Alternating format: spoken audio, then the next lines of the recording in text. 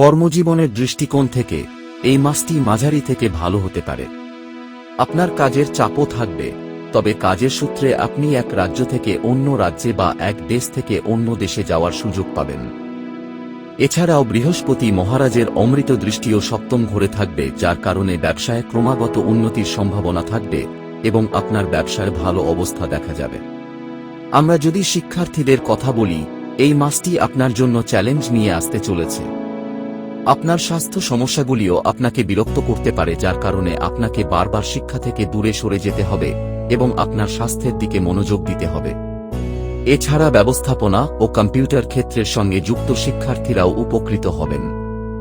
এই মাসটি পারিবারিক জীবনের জন্য অনুকূল হওয়ার সম্ভাবনা রয়েছে, তবুও আপনাকে কিছু বিষয়ে মনোযোগ দিতে হবে।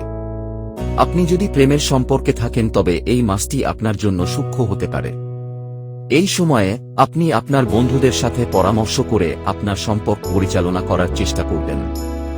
আমরা যদি আপনার আর্থিক অবস্থার দিকে তাকাই, তাহলে এই মাসটি আপনার জন্য মিশ্র ফল নিয়ে আসতে পারে।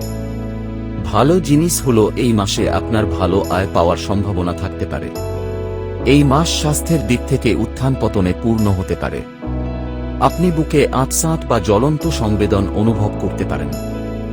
এই সময় পেটে কোনো ধরনের আলসার বা কোনো ধরনের অস্ত্রোপচারের সম্ভাবনা থাকতে পারে, তাই আপনাকে খুব সতর্ক থাকতে হবে। উপায়: আপনার শ্রী গণেশের বুধবারের দিন দুর্বা অর্পিত করা উচিত। আপনার প্রত্যেক রবিবারে সূর্য দেবকে লাল কুমকুম মিশিয়ে তামার পাত্রে অর্ঘ্য দেওয়া উচিত।